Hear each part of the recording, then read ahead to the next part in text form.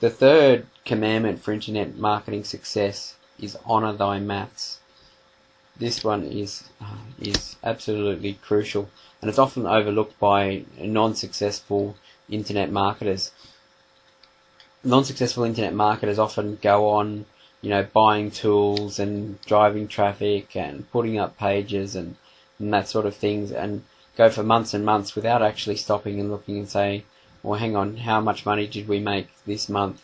What's our net profit, or what's our loss, and how can we reduce our costs, and how can we increase our sales price and average quantity per sale, that sort of thing.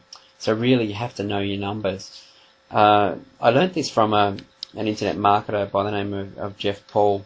He says he's got this saying that you have to be a marketing hawk, and effectively what he means is like a hawk in its patch. It knows any little rodent that moves it, and it's ready to pounce on any sort of problem that comes up. So for your internet marketing, you have to be a marketing hawk. You have to know your numbers, because you really can't manage what you don't measure. The simplest way I've seen of doing this is, I thought about accounting software to start with, but that's not really that simple, and sometimes you can punch a whole bunch of numbers in your accounting software and not really even know what your real position is. So for newbie internet marketers, what I really recommend is just keep a monthly spreadsheet of what came in this month as far as sales, and what went out, what was your fixed expenses and what was your variable expenses, and then ensure that you're making a profit. Also, then you can look at what could we do to increase the what came in, and what can we do to reduce the what went out. Was there any of the tools and things that we were paying money for in the what went out that we don't need anymore, and we can cut them back? Because especially when you're first getting started, you really need to keep your expenses under control. Cost of goods is a really important maths figure in your business in regards to getting wealthy. Many internet businesses sell products for 2 times cost of goods, and remember I was speaking before about when I was shipping the physical goods like the books, the airbeds, the Santa Claus suits, those sort of things. They had 2 times cost of goods, which meant, say for example, I was selling something for $100, I bought it for $50. And so I'm a good internet marketer. I was able to get bulk traffic there, I was able to convert the sales, that sort of thing. But when it came down to it, because of my cost of traffic and the low maths advantage in what I was doing, because it was only 2 times cost of goods, I actually decided to dump a lot of those businesses just because I was doing a lot of work, and while I was making a profit, and certainly a profit that some people would be really happy with, it wasn't where I wanted to go, and I realized that I wasn't going to get wealthy selling products for 2 times cost of goods only. That leads into the main reason why internet marketers like info products is because it stacks the maths in your favor. So you can do like 5 times or 10 times cost of goods. If you're selling something that's information only and it can be delivered digitally,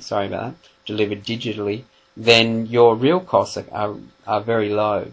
But it's the value of the information. If you're providing good quality information that your prospects or leads really want or need, then you can justify the 5 or 10 times cost of goods. And it's about delivering amazing value for that, so that you don't have any dramas with refunds, that sort of thing. Sometimes people just think about the front end of their business, which is really the most expensive part. Each time you go to get a new client, that is a high cost associated with it. Once you've got a lead or a client, if you then follow up with that person and provide them amazing value and offer them complimentary services of an ever-increasing price point, that's how you build a back end to your business, and you can dramatically change the maths, stack the odds in your favor. The next one here, continuity. I love continuity. And something I've really only come onto in the last year. What continuity is about is making the sale, but then instead of having to remake the sale again next month or next time period, it's about having that automatic payment coming out, which is just fantastic. And now everything that I do online, other than a few affiliate products, has continuity built into it. because it's really like having compound interest work in your favour, even if it's as low amount as $30 a month. If you get 1,000 people at $30 a month, you know, that's 30 grand a month, which just enormous figures. Gets out of control really quickly, which is fantastic. So as an internet marketer, you really need to review your maths. I can't stress that enough. And if it's not working, then you need to take action. So adjust your pricing. So sometimes even just put your price up 10% and just test it. That's sometimes the first thing you can do if you're not profitable enough. Have a look at how your competitors are priced. You don't have to be the cheapest out there. You just need to deliver amazing value. Create bundles, so wrap together a couple of different products to increase your average sale price, or do upsells. When I had my property information business online, I had this one product which was effectively the major seller. All I did was add an upsell which said most people who buy this also buy that after as they were going through the sale, and 33% of people chose the upsell. Okay, I'll get that as well. So just that one little strategy increased my profitability by a huge amount, because my cost of getting the client was no different. I was just working smarter when I had the client. So hugely powerful. We spoke before also about reducing your costs. So that's that, be a marketing hawk, know your spreadsheet, fixed and variable costs, and what can you get rid of. And also add a back end or continuity. These are all valid options. We spoke about this before, which is to just say next, and I've had to do this several times where the maths just aren't right. So don't be afraid to do that. Don't be too emotionally tied to your baby as such. No one wants to be told that their baby's ugly, but sometimes you really need to know it. And apply your good internet marketing principles that you've been doing, but just put yourself in a position where you're more likely to succeed by getting the maths right.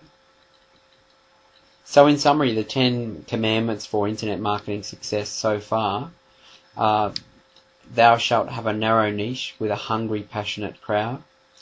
Thou shalt have a product or service that actually solves the problem, and honour thy maths. Get that right. The next steps are, I hope you found this valuable, and this is only really a third of this free content that first of 3 video series in the 3 video series here. So please enter a name and email address to access the remaining videos, and effectively you'll access them immediately. And I hope you find it enormously valuable, and I really do wish you the best of luck with your internet business. So invest in yourself, cut your losers short, run your winners long, and have fun on the journey.